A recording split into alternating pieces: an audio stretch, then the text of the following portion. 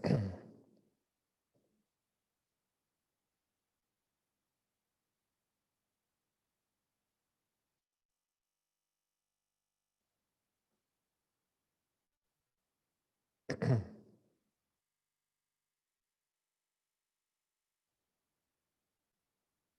on, Facebook.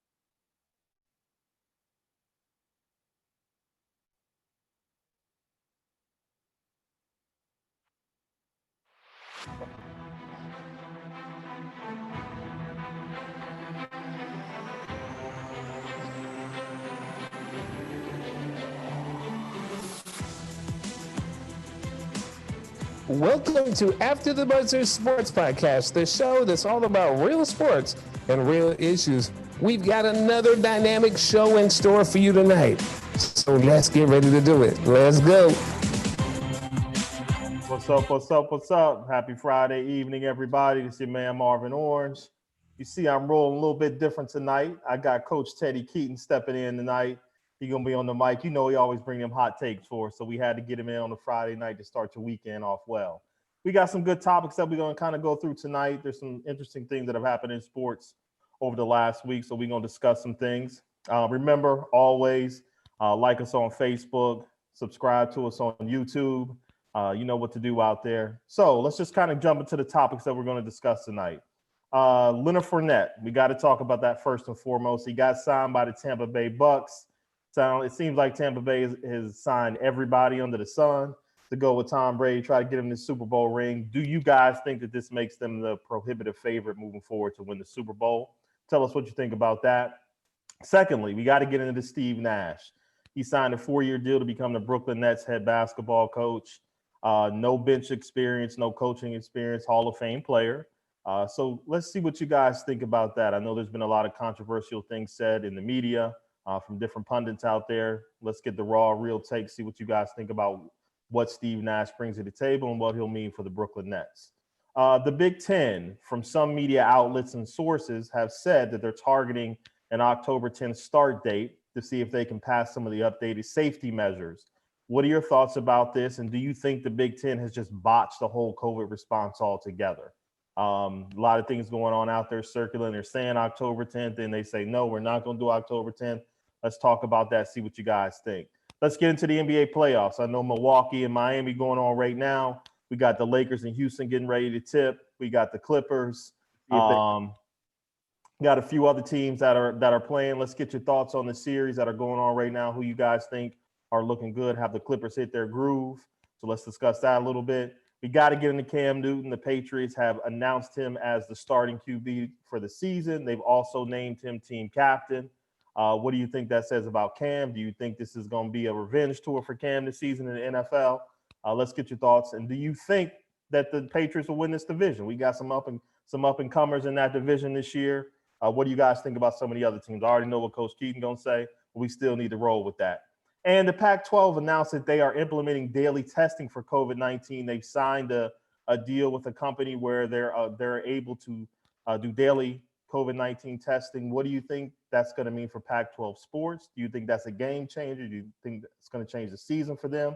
Let's get into that a little bit if we can. So me and Coach Keaton, we're going to get it started. You guys comment. Tell us what you think. Coach, let's get it popping, man. So Leonard Fournette, man, signed with Tampa Bay. What do you think about that signing? What do you think that means for Tampa Bay? What do you think that says to the rest of the league? Give me your thoughts on that, being the only really college coach on this panel right now. Well, honestly, great move. Great move, great move, great move. I think that they're going to do a lot of great things there. Does it make them a Super Bowl contender? That's TBA. Can they stay healthy at wide receiver? Can Tom Brady be protected? They do have arguably one of the best receiving corps in the land right now. They do. I mean, with the targets that's going to come to them. But my real thought here is it's too early in the season. You got to play it one game at a time. But I'm a Bruce Arians fan. I love him. I think he does a good job of molding the people, bringing people together. I think he made great picks. I think this team could be really solid, and it's one that I'm gonna keep my eye on. But I'm not sold on the Buccaneers. I usually call them the Succaneers to actually win the Super Bowl. It's put together as good as Tony Dungy did it before my guy took over as the head coach. I think that it's as good together team. It has nothing but promising to say that if I'm a Buccaneers fan right now, I would my eyes would be wide open to say that as a fan, I would say we should play for the Super Bowl. But as a coach, I understand that there's things that's got to happen, dynamic. All things got to matter together. How well do they gel together? How well does the offense come together? You got Tom Brady, you got a new piece. You got a running back that's a new piece. You got linemen, there's some new pieces there. They've added a lot. I mean, you can't say, if I had to say my team for the picks for the offseason, they have done a tremendous job in draft picks. They've also done a good job of filling in the free agent area. Coach, I mean, on paper, they look great. You know, when you dive into the roster, especially offensively, there's not a lot of weaknesses. There's not a lot of things that I see offensively. They should put up a lot of points. The question to me is how healthy can they stay? I mean, we got some aging players. I mean, we all know how old Tom Brady is. You know, I mean, Father Time is undefeated. We all know that. But he's got some weapons. And I think the addition of Fournette, you know, gives them a piece to where they can take a little pressure off of Brady. They still got Ronald Jones there, who is, you know, had a pretty good season last year. I think he averaged maybe 4.2 or 4.3 yards a carry, 10 yards of reception last year coming out of the backfield. And they also got LaShawn McCoy. I mean, people forget that they signed McCoy. You know, we don't know where Shady is right now in his career, if he can still scat like he used to. But so they've got some really good weapons for Brady. But for me, it's how healthy can they stay over this season, especially considering the climate that we're in, COVID, all the other things that we have going on. You know, how healthy will Gronk be? You know, they're saying that he looks great right now, but you know, the age thing just continues to. When I look at this roster and I go down on offense, besides the wide receivers, you're right, they loaded at the wide out spot. But when I start looking at the age, I'm just like, is this a recipe for success? I mean, when your major players from Gronk to Brady to Fournette, who is injury prone, we all know that he's productive when he plays, but he's been nicked up a lot in about 4 years that he's played. So I don't know. I the verdict is still out, like you said, but I see you wanted to say something on that. Well, think about it like this. I'm a Tom Brady fan. Tom Brady figures out a way not to get hit. He's a deacon dope type guy. So he hasn't taken many hits. He's kind of like when Michael Jordan played. You couldn't touch Michael Jordan, and they call him foul on you, baby. So I'm thinking in my mind that if Tom Brady can take the same strategic strategy that he once shared at his team in New England, my team, I think we got a chance for him to take that team in a different direction. Gronk is really a deep ball threat. He's one of those guys that run the double moves, the post, and send him on those tight plays. They don't try to dig and dunk with him. I think that they're going to stick with the quick game, keep him from getting hit, and, you know, taking major hits. If he can fight COVID, I think COVID is his biggest enemy right now. If he can stay healthy and they don't touch him. I think the biggest subplot of this season is the separation of Brady and Belichick. I think they both are out to prove that they were the reason why New England was so successful. Do you think that it now listen? Ain't no doubt. Now, do you think that if Brady falters in Tampa Bay with all these weapons and all the things that they brought in, that Arians and that organization has brought in for him, do you think that that's going to tarnish that legacy a bit? Being a New England fan. I really feel like Tom Brady and Gronkowski opted out for the reason. They got out because they wanted to get out and they wanted to build their own legacy. They want to take a team to the Super Bowl without the great Bill Belichick. That's what this was about. They left us. They said, okay, y'all want to talk about Bill and me.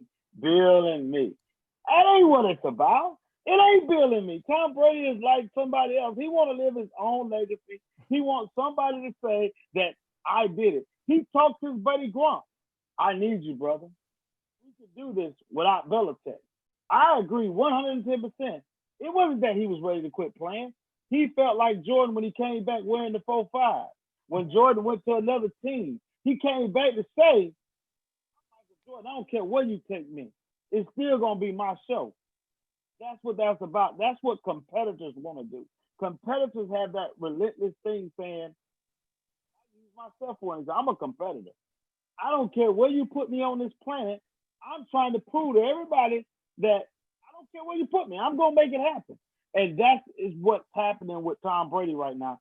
He's so relentless. He wants to say, I can do this without Belichick. I don't need Belichick. Who is Belichick? Belichick calls defense. That's what he's great at. I'm the offensive coordinator here. I don't need Josh McDaniels. I don't need none of them. I do this. And this is what we're going to do here. Well, you seem off. So are you now a Tampa Bay Buccaneer fan? No, I'm not a Tampa Bay Buccaneer fan. I'm just stating the fact. The fact is, this was a separation, a divorce, and say, I'm going to go get me a team with some receivers that want to play football. If y'all want to draft defensive players, keep drafting defensive players and make your defense great. And you didn't give me no deep ball receiver. You took Antonio Bryant from me because you couldn't get along with it. I need a deep ball threat. I need somebody to help these other receivers be great. Okay, he found a team. He found a team that got all that. You give me that, and I'm still as good at 40 than you are. I mean, I don't know. I think he's 45, 46. I don't know how old. He 43 or 4, somewhere around there. But y'all wasn't saying that in New England when you won that Super Bowl behind that defense that Belichick drafted all those great players about.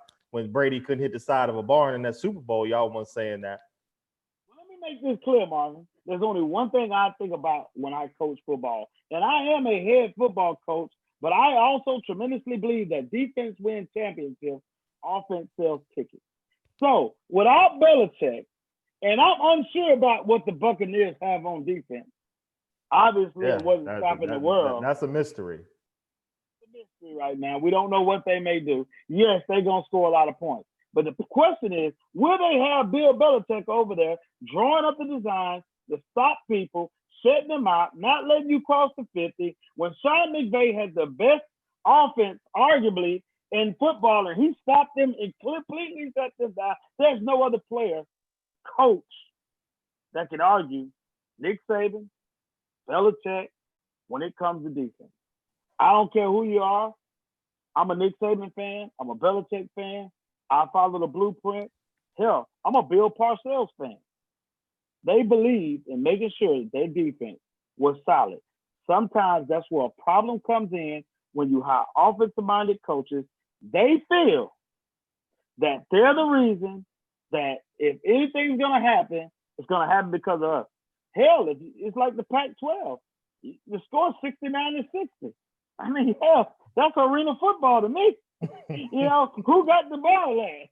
But at the end of the day, how good are the Buccaneers is going to tell me how good Tom Brady's going to win, and then we can have that conversation to say that the Buccaneers deserve to be in the championship. Yeah, that's definitely one that's going to have to play out. But aside from the subplot of Brady Belichick, another subplot to me is that you've now, like you just said, Coach Brady, you've lost that security blanket because Belichick always schemed, from a defensive standpoint, to take people out of a game, to take away what you do well. And Brady could always rely, even if he was having a bad game, you always knew New England's defense was going to show up and keep you in a game, no matter what. I don't care.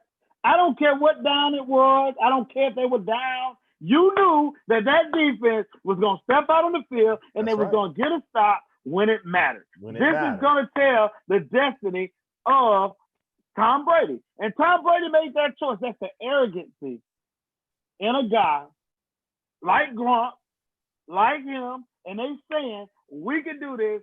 We're going to say hell with Tom Brady. And Belichick said, well, all right, have your choice. You know this game better than I do. Go ahead, have your fun. But I promise you this, and I say this with open heart. If that defense is not good, and they relying on Tom Brady to win ball games for them, it's going to be no different than the quarterback they just let go of. That's right. Absolutely. Couldn't agree more. And I think that's a good place to leave it. So that's going to be an interesting subplot to watch all season. So I can't wait to watch that unfold. So let's move on. Steve Nash, big in the news. He just signed a 4-year deal to become Brooklyn Nets head coach. He has no coaching experience, no bench experience. He's been I think a player development guy with Golden State, and he's done some other things, but no experience to speak of. What do you guys think, Coach? What do you think about the fact that he walked into the Brooklyn Nets job with no experience? What are some of your thoughts about that?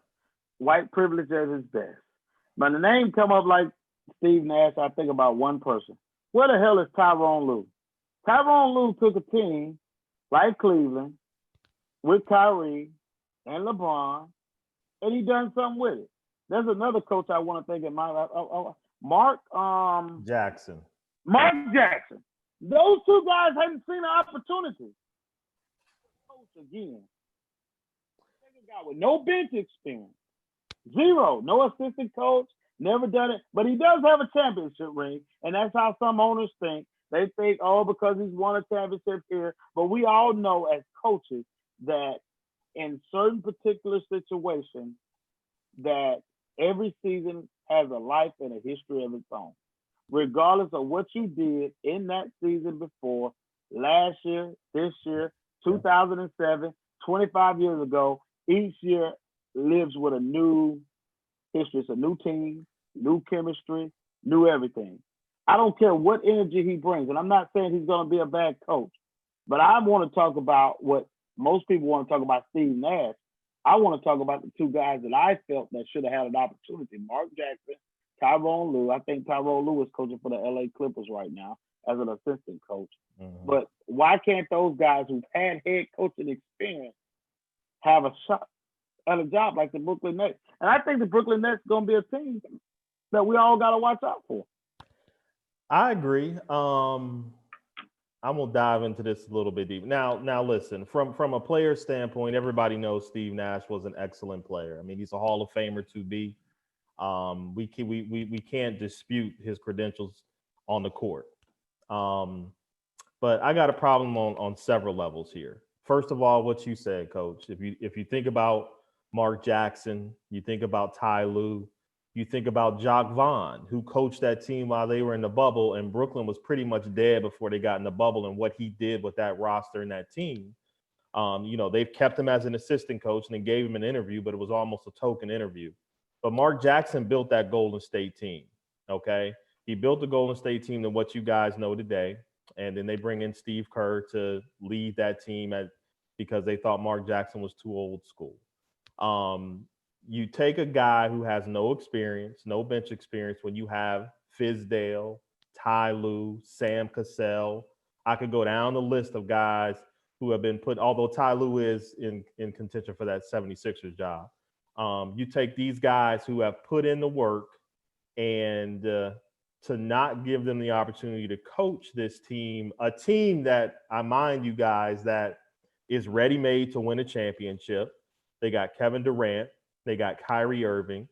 They're in the media capital of the world, which is New York City. Brooklyn, they got an owner that will spend all kind of money. You don't get black coaches who are put into situations that are ready-made to win. If Brooklyn doesn't win 50-plus games next year, it's they've underachieved. So I haven't seen any black coach be put in a position. And then guys want to come back and talk about Doc Rivers, and they want to talk about Jason Kidd. They want to talk about Derek Fisher. Remember, Derek Fisher got hired by trash New York Knicks, and it was a rebuild job. So give it to the black dude. Remember, Doc Rivers went to Orlando. They expected nothing from Orlando. Doc Rivers just was a hell of a coach, and they found the gem that they didn't know they had. Remember when they hired Jason Kidd, he went to the Nets, and that was a complete rebuild job. So let's just give it to somebody who's got a name that maybe we can attract some free agents. So tell me a black guy that went into a situation the way that Steve Nash is going into right now with a team with two superstars that are ready made to win. Tell me a guy, and I'll wait from a black coaching standpoint. Also, let's add another layer to this. Think about what we're dealing with right now in the NBA, and the NBA was adamant about this social justice message, right? Black Lives Matters on the court, putting the name of what you represent on your jersey and your name underneath it. Donating $300 million to I don't know what causes that they're donating it to, but to be out front in terms of being in the forefront of social justice.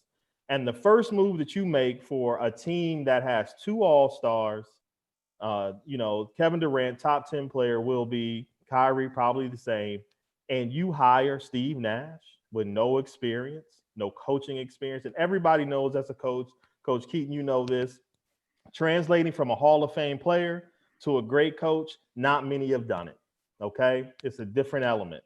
It's a different animal. Maybe Lenny Wilkins, Bill Russell, I think, did it, but there's a lot that have not been able to do it. So it is white privilege. People can say what they want to say about it, but it is. No black coaches walked into an opportunity ready-made to win in the media capital of the world with a team that has two superstars with no coaching experience. It has never happened. So let's stop acting like you're surprised by this. This was being set up from the start, and people didn't even know if Steve Nash wanted to coach. That's the whole big thing about it. And you had Jacques Vaughn, who's probably one of the better young coaches, who when they wanted to talk about Jacques Vaughn getting a job, when he got a job with Orlando, that was another trash team that had nothing to gain when he was the head coach. And then he came in with this this Brooklyn team and did a great job with them. And he gets a token interview. Like, it just stinks. I don't have nothing against Steve Nash. I played against him in college. I think he's a great player. From all accounts, everybody loves him as a person. Look what Lindsey Hunter said today. Look what all these coaches, and Lindsey Hunter's at Mississippi Valley State. Look at all these coaches that have come out and said what they've said. All these black coaches that were deserving of an opportunity to go into a situation that's tailor-made to win, but all this experience did not even get a look, and that stinks. And I'll go a step further, Marvin. I don't care what scope of college, pro, high school, whatever. When they try to stick or insert us in as black coaches, we get the worst of the worst situations. Anytime that there's a white candidate in there, regardless of what his experience is, and let's just say I interview for the job. I have no basketball experience, none whatsoever, but I don't have a chance. But you're telling me that Steve Nash, because he played the game and this and this, that he could just go take it over? But if the job was a garbage job, all the black candidates will be an option because we're going to attract all the talent there. We're going to get them there. And I know sometimes some of these things I say, that it sounds dumb, but we got to start looking at the reality here. I can name a list of coaches that's been put in the situations, but because we're afraid to speak on it, we're afraid to say what other people won't say, and then we still worried about what other people think. They don't care about us. They're going to do what they want to do, and as long as the people in power allow it to happen, even with the Rooney Rule or whatever, basketball actually does a better job than football does. They do. I don't have an opportunity. I'm not going to get that job. I said the Brooklyn Nets are a team that's on the come up. Good state. They're not in bad shape. They're going to be a good team. All they need is a coach that's going to lead them into where they got to go. They might even show up in a bubble. But here we are, again, got left out of that talk and that conversation.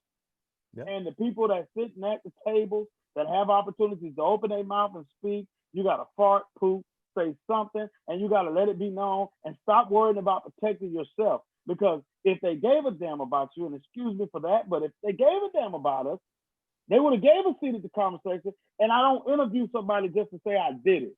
Yeah, I mean, that's what it. And coach, let's translate that into college. Let's go back to college, something that you are very familiar with. Let's talk about Ty Willingham. Let's talk about Charlie Strong.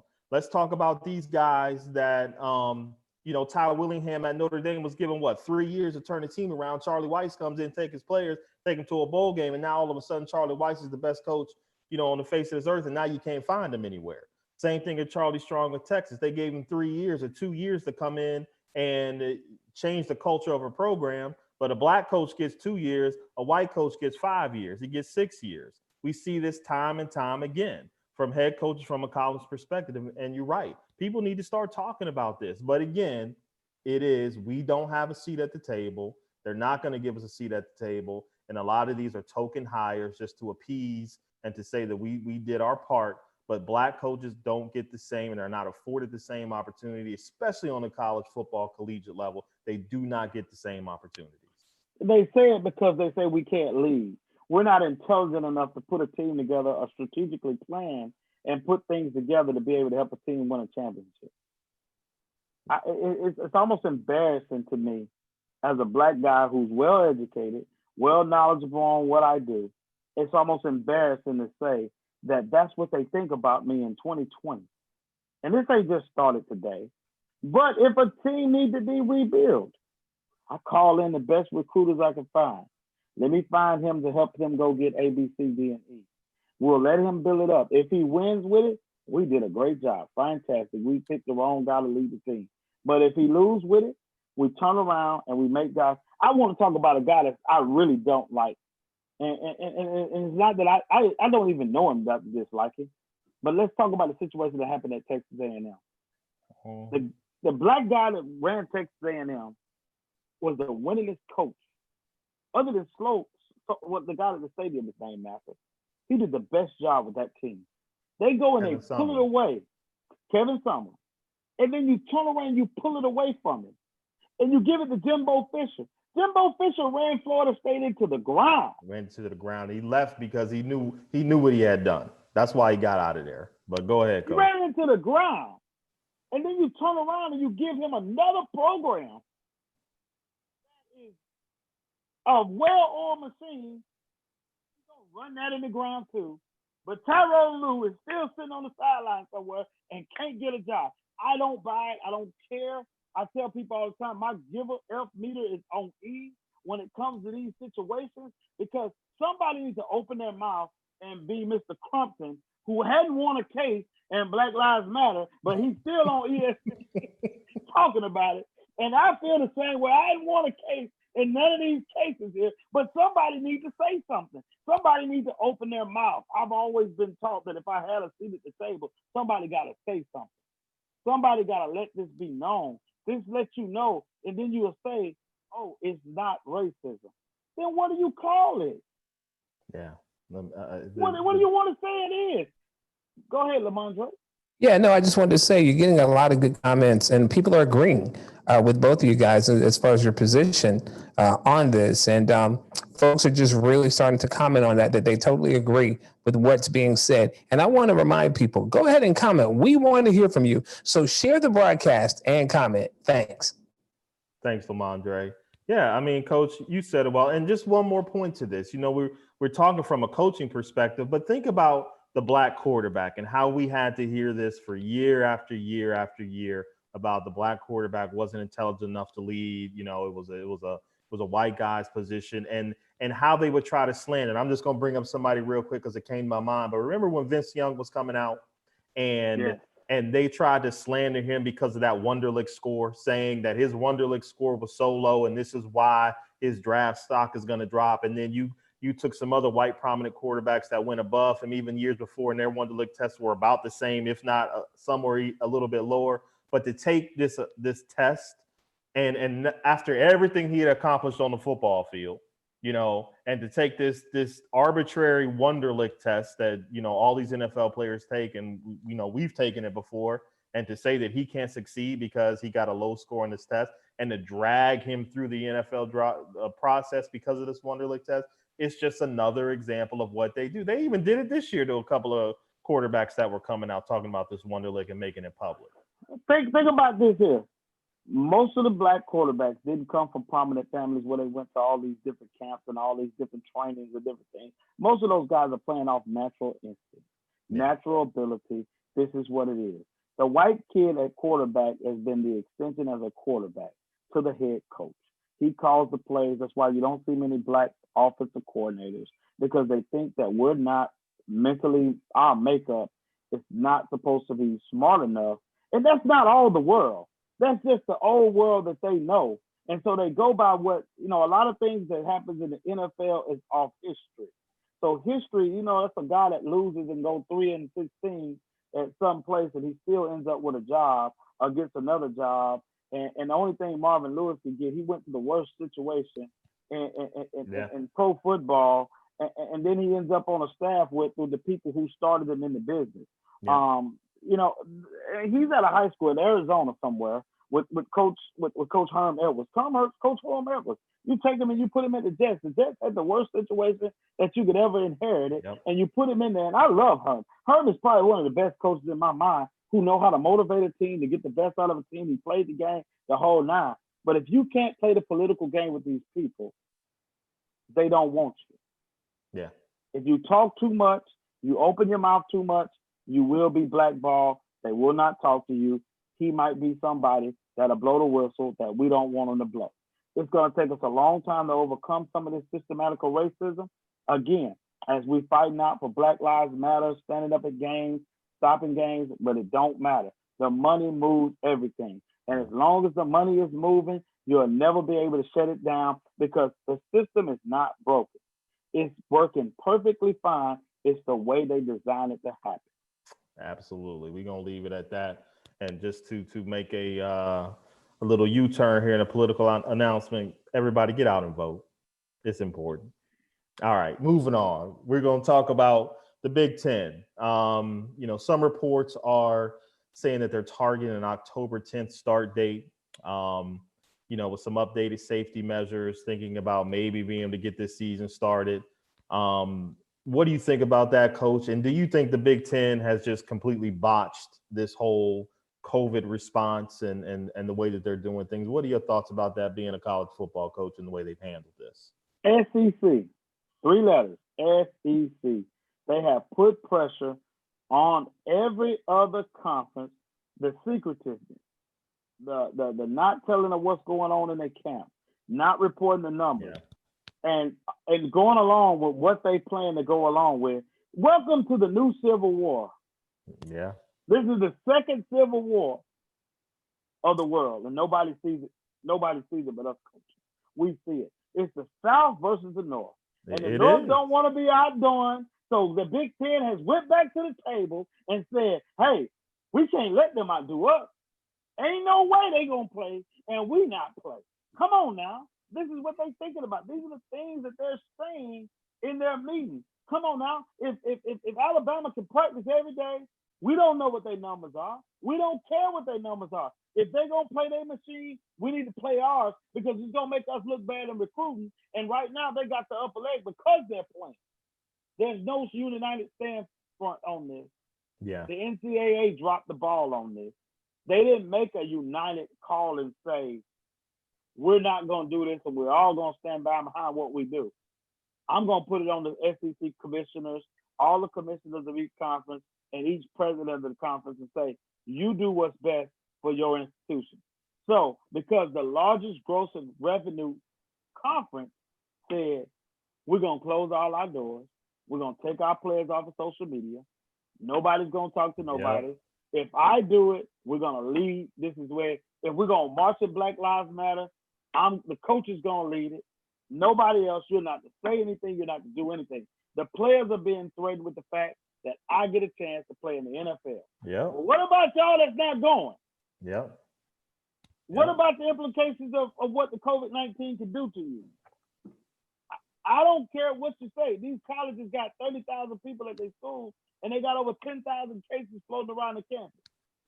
So you mean to tell me because I can't go to school, I'm sending my students home because I want to protect my students. But you can play football, it's okay.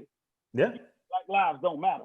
Alabama right now, they scrambling to try to find a way to keep students on campus. I mean, their outbreak is outrageous right now, but football is everything. And they finding a way to try to keep, that's my alma mater. I love University of Alabama, but it's very ironic that not one player from the University of Alabama has opted out. When you got people opting out all over the place, the Georgia quarterback, that's a machine. And what Nick Saban says, so goes Alabama. And right. but to go back to the Big Ten a little bit, the commissioner, I can't remember his name, it just slips my mind. He completely botched this though. He thought that the optics were that we're doing what's right for the players and that the fans and everybody would kind of go along with this and say, okay, well, Ohio State's willing to give up money. They're willing to do what's best for the players. And then he realized that everybody was like, hell no, we want football. And now they're trying to backtrack the fact that the SEC and the ACC didn't skip a beat. They said we were going to wait. We know we need football. We know our fans want football, so we just going to hold back. And now the Big Ten is caught. Now they're talking about trying to do in October. But how do you do that, Coach? How do you start if you're the Pac-12? And we'll talk about this a little bit later.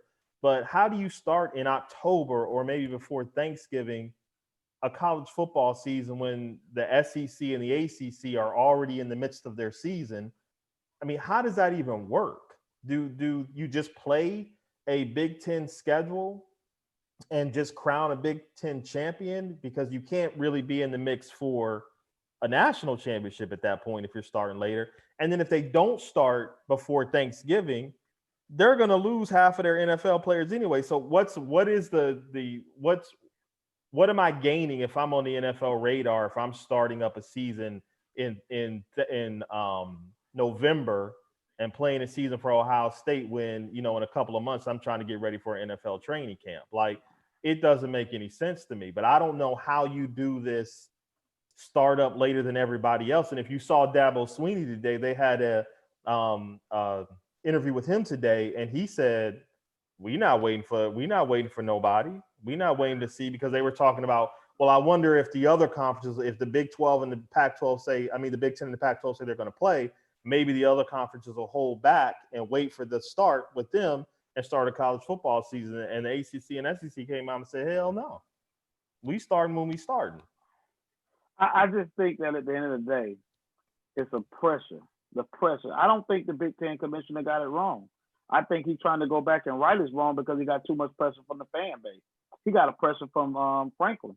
Franklin put a lot of pressure on it when he said in front of the media. Basically, he's saying that it goes back to one place, the SEC. The SEC started all this, in the ACC, which is minor. If Clemson's not in that, we're not even talking about this. No. So Clemson's in there. So Clemson is doing most of the talking for the AAC. Duke don't have a chance at the national championship. Florida State, we don't know what they're going to do. They trying to overcome all the fiasco they got going on. But in the SEC, you got Alabama, you got Ole Miss, you got Mississippi State, you got LSU, you got a lot of people. You got Georgia. You got everybody that could possibly have Florida that got a chance at legitimately winning the national championship. So they're not going to take that away, but they put that much pressure on the rest of the conferences to go back and revisit this. And starting October the 10th, as you said, what is that? I don't even know. That's a makeshift.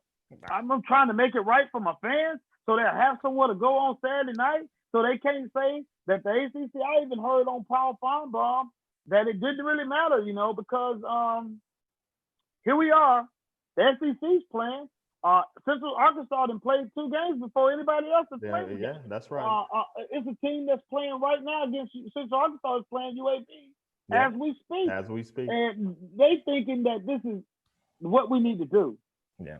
But again, we're not looking at the experts, the results, the things that happen. Pressure busts pipes. That's right. Nick Saban's name carries a lot of weight, and he's staying as far away from it as he can. Without saying any controversy, but we all know that the commissioner and everybody else has told everybody in the building, I control Lane Kiffin, I control Kirby Smart, I control Jimbo Fisher. I talk to all of them on the phone. I tell them, you get your team together, you get them off social media. The other coaches, they're more fans than they are of rival of Nick Saban, regardless of what they want to say. We all look up to him. I look up to him. So we're all looking at him and saying, he say, we need to play football. Go ahead, Lamondre. Hold on, Coach. Lamondre. Yeah, we got a couple of comments. The first one is from YouTube. It's from Kevin Banks. He says, I don't think they botched anything. I think they should stick to their first decision. And then also on Facebook, we've got Sandra Keaton, and she says, very simply, they don't want to lose all that revenue. Yeah, I mean, this is all revenue driven. We know that, Ms. Keaton. This is all revenue driven. The Big Ten, they're going to lose a lot of money. The Pac-12 is going to lose a lot of money.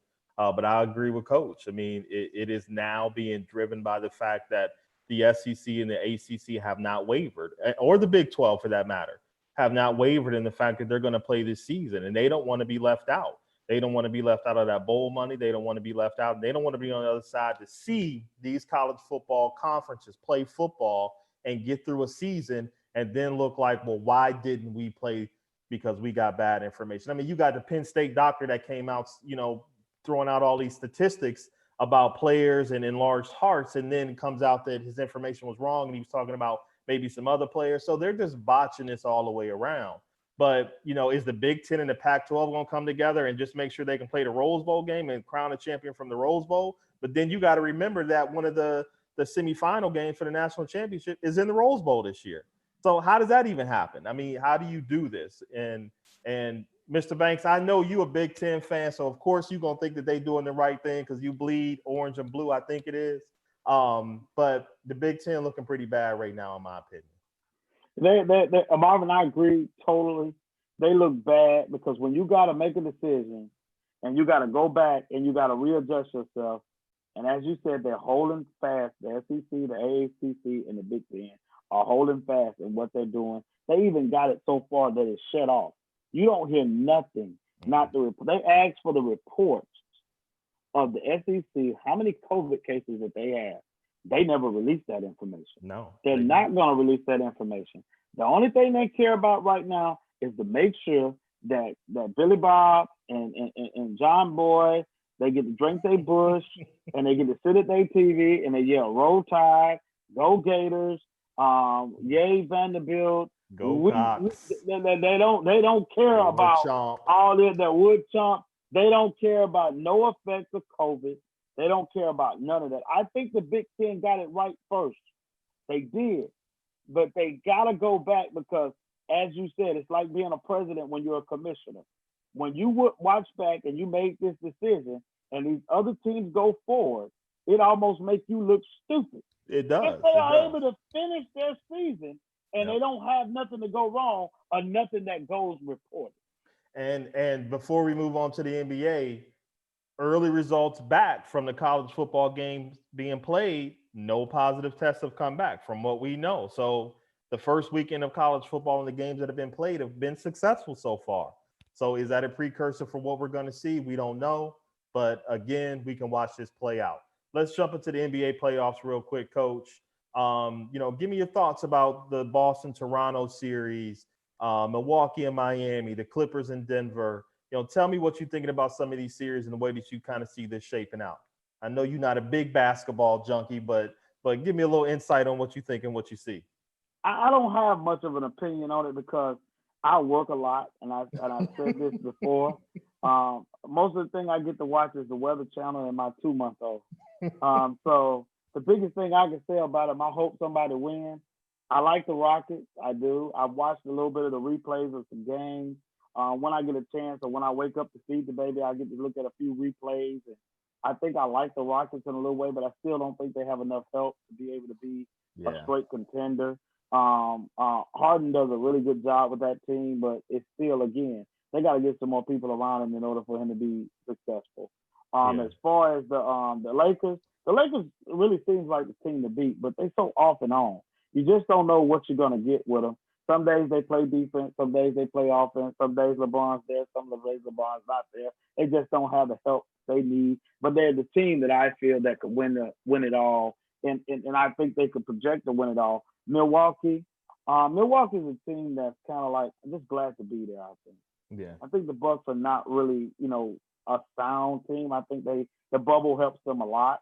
It gets a little bit more focused, but they could easily end up on some people if they really wanted to. But I think that it could go. Milwaukee could slide somewhere up in there, but not to my. I don't have enough knowledge to say that's okay. About so that team. I'm gonna help you a little bit with some of this thing because and Mr. Lee Jones, if you're out there, I know that I said it first when I said Miami would beat Milwaukee, right? And you was like, no. And I'm looking at the score right now, and we in the fourth quarter with about 5 minutes left, and Miami's up 96-93 on Milwaukee right now. And if they win this one, they could go up 3-0. And if they go up 3-0, you know it's pretty much over. I told you Giannis was a one-trick pony. Yes, Giannis is a great talent. I am not taking anything away from him being an MVP, but anybody who's played basketball and my guys out there who coach and play know the NBA playoffs are completely different than the regular season. Giannis can't create his own shot. Giannis is a physical specimen who overpowers people, but if you play him to where you crowd the lane and he becomes a non-factor, then he has to become a facilitator. And he doesn't have enough around him to help him to carry him. Chris Middleton is his next best player, nice player, but is he somebody who's going to be that Robin to you that can carry you through a series when they're just pounding on Giannis and not allowing him to get to his spots? Because that's what Miami's doing right now. And Miami spreads the hell out of you. It makes them hard to defend. They got shooters, and they got a lot of guys between that 6'5" to 6'8" that can just body Giannis all game. So watch that one. I'm going to be interested to see how that plays out. In terms of the Lakers and Houston, I think Houston maybe wins a game. They could win 2 just because Harden could go crazy on them. I think Westbrook and Harden has always been a bad mixture. They both do the same thing, which means they need the ball a lot to be effective. I don't like it. So I think the Lakers have too much size. They got too much depth. They're going to kill Houston on the offensive backboard. And Houston just can't guard anybody. So I don't really see that series being much. But Houston get hot. They can make it interesting 1 or 2 games, but the Lakers will win it. Boston, Toronto, over. Toronto shouldn't even won the game last night. They won on a prayer. Great for them. I love Toronto, but in the playoffs, as we know, you got to have people who can go get shots and go win games. Toronto doesn't have that. So I love Van Vliet. I love Lowry, but Kawhi was that man last year that got them to where they needed to be when they needed points. They don't have that this year. Siakam is not there yet. He's not that guy yet. Boston has 3 guys that can give you 20 on any given night. So I think you're seeing that. And you got Marcus Smart. Boston plays really good D. I expect them to pretty much take control of that series. The Clippers in Denver, I think you see the Clippers finally coming into that rhythm that we expected them to come into, playing like the Clippers we thought we would. Denver's great. Jamal Murray, great young talent. I think that they've kind of hit the end of the road for where they're going to be. So, I think I might be missing one team, but we'll remember it later. Anyway, that's kind of what I think right now in terms of the NBA playoffs. But I do think the Milwaukee Miami series is going to be an upset because a lot of people just didn't think that. So let's hit this last one, Coach. I did want to talk about Cam Newton because I know you're a Patriots fan. So he's been named a starter for New England. Belichick has named him the starter for them and captain of the Patriots this year. Tell me what you think about that. Also, tell me what you think about that division. If you think New England will win it again, I think they won it 12 straight years, a third, something like that. I don't know. So what are your thoughts about Cam Newton and the Patriots? Superman 2. He took the Superman off. He has a lot to prove. He chose the right team with the right coach, with the right situation that's going to create a mindset that this is my – and I applaud Belichick for giving Cam the keys to the car and saying, this your team.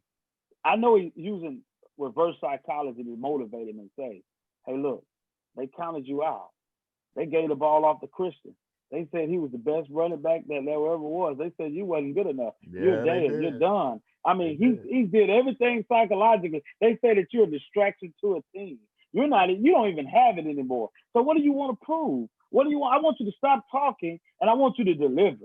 I've given you all the tools. I've given you a great defense. I've given you some guys on offense that can help you. All I need you to do is go out and don't mess it up. And I think Cam is in a right position at the right time. And we've seen this in history.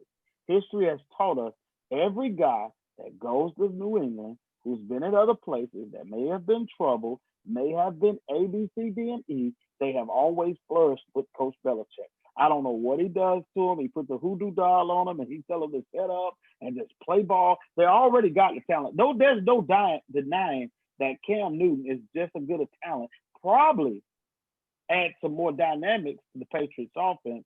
And Josh McDaniels, I just want to see how well and how creative he gets with Cam Newton. That's going to add 11th person to be able to have to stop, because I still think Cam got some things in the gas tank that will help them evolve their offense to be a lot better than what people anticipate them to be. That everybody thinks that Cam can't throw the ball deep. I mean, throw the ball. But I beg to deny. I deny that. Cam did a really good job with what he had. He didn't have an offensive line when he was trying to do. He throws just as much as he runs. He don't just take off. He's a throw first person. He is not a run first quarterback. And I love to see what he does. I'm excited. Do they win the division? Yes. Pittsburgh is the only person they got to worry about. And we all know Pittsburgh choked. They ain't got much. Tomlin, if he don't win, he's probably out. I think some of the Pittsburgh Steelers fans are totally mad. I think if Belichick would have took this, the only thing I disagree with Belichick on, and maybe I'm not in the situation, so I don't know. I think if he kept AB, because we really needed a deep ball threat, I think we have a better football team or a real possibility of being Super Bowl champ. Well, I mean, I think the AFC East is going to be a little more interesting than people think, because you got New England, you got the Jets, I think, you got Buffalo and Miami that are in the AFC East. So I think it's going to be a little more interesting. I think Buffalo is going to be a lot better than people think. They got a great young defense. The key is going to be Josh Allen. Who is he going to be? Is he going to be, Ryan Leaf, or who is he going to be? We don't know, but they want to make him great. So let's see if he can be great. But they got a great young defense. And, like you said, defense win championship, offense sell tickets. And I think that league right now is going to be defensive heavy. The thing that worries me about New England, Coach, is they lost a lot on defense. And I know Belichick is Belichick, but damn, some of them holes, some of them people that they lost were big. And that scares me. Well, it's about scheme. The one thing I've always said about Belichick, he could out-scheme you. He knows how to put people in positions to cover up his holes. If you're able to dissect where he's hurting at, then you might take advantage of it. But he plays small ball. It's like playing baseball, and every time a guy get up, he bumps. He don't try to take a hit. They try to advance the runner, get where you got to go. Belichick coaches that way. He leaves it on you to make mistakes. He leaves it on you to take the shots that you wouldn't take. You got to find where his weak points are. He still has enough with his talent as a coach. I don't care what situation he's in. He's lost more in years. There was more people he didn't have. Some years his defense wasn't even as good and talented as it was last year. Now, last year, that thing was ooh. And he still figured out a way to stop people because he does a good job of scheming. And if Cam Newton sticks to the script and does what he do, be Charlie check down, hit the check down, do the things that he's supposed to do, and not try to put it all on his shoulder. That's another thing I failed to mention. He doesn't have to be the winner. Right. He doesn't have to hold it all on his shoulders. He has to be a good. I think Tony Michel, he opens wide up now because Cam can throw the deep ball. Cam can run. Tony Michel, you can't just pack the box on a New England offense team. And reports are the kid from Alabama, Damian Harris, they said he running real well. They love him in New England right now. They signed Lamar Miller. So that backfield is going to be really good for them. And even Cam being an Auburn guy, how I'm not too fond of Auburn guys, but I'm gonna tell you what, I want to see Cam come out and do well. I want to see New England win. I want to see Cam shut everybody up that said he was done. I want to see him come out and lead New England to a championship. That's just where I am with it. And with Belichick and McDaniel, I'm interested to see what they do with Cam. And I agree with you, Coach. I think he's been injured, but he's had time to heal. They say he's looking better than ever. I'm interested to see what they do with him because, McDaniel is innovative. That's one thing. If you can win a playoff game with Tim Tebow, you probably can. There ain't much you can't do. So because Tebow couldn't throw it, but I think about what you said about Josh McDaniel being innovative. I think Belichick is smart enough, being the GM and the head coach, that he don't go out and get a Cam Newton unless he has a plan for Cam Newton. We're not talking about a guy who's not seasoned in picking players. He knew exactly what he wanted to do. Because my bet was, and I said this on Facebook and everywhere else, that I thought that they would go after Jalen Hurts if they were looking for somebody young and innovative to change the game the way the Philadelphia Eagles changed the game when they brought Chip Kelly in and Peterson wins the championship with that style of offense. Right. I still think that they stick to what they've been doing with the Charlie check down method, but they also got a chance to be able to throw the ball over the top with the running backs they have. And he does a really good job of picking what I call no-name people. Yeah. And making the best out of them. I'm talking about people that you've never heard of. They come from Brown College. They come from Princeton. They come from, they come from Allen. They just find them somewhere. I don't know where they come from. They find them. And there's a couple good safeties out there still. I think Earl Thomas is still unsigned. I think you got Clinton Dix that got cut by the Cowboys today. One of them might end up in New England. That's all I'm saying. So we going to see. Well, Coach, we've come to that time, man. That hour kind of flew. Lamondre, you got something? I do. We've got a couple of comments from Facebook, and the first one is just agreeing with you all, and it was from Sandra Keaton, and she says, Cam is going to be the man. Miss Keaton knows what she's talking about, don't she? Yes, sir. We actually have another comment as well, and it says, I appreciate all you did for me, Coach. Keep blessing these young ones. And that's coming from Jeremy Hall.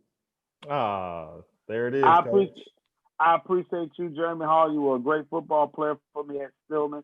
I'm always interested. I tell everybody that's here on this platform that we have, my job is that when I meet you in 4 years, I want to be able to see the man that you become, because I want everybody to see the finished results 8 to 10 years down the road.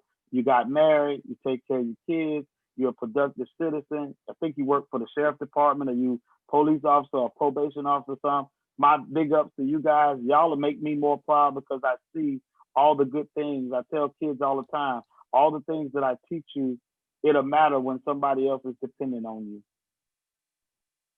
I think there's no better way to end it than right there, Lamondre. What you think? Absolutely. All right. So you guys know, if you got a kid and you're trying to get them molded, Coach Keaton is where you need to go. Allen University head men's football coach. There you go. So for Coach Keaton, for LP, as you guys see always, we call him the undercover Barry White, or Teddy Pendergrass. My bad. There he is. And for Marvin Orange, I know Lee is out there. Lee is out there. Raquel is out there handling her business tonight. We'll see you guys soon. We'll probably be off on Monday, guys. It's a holiday. We'll be back at you on Wednesday at 8 o'clock. But appreciate you spending your Friday evening with us. We are After the Buzzer Sports Podcast. We will see you again very soon. Have a great weekend.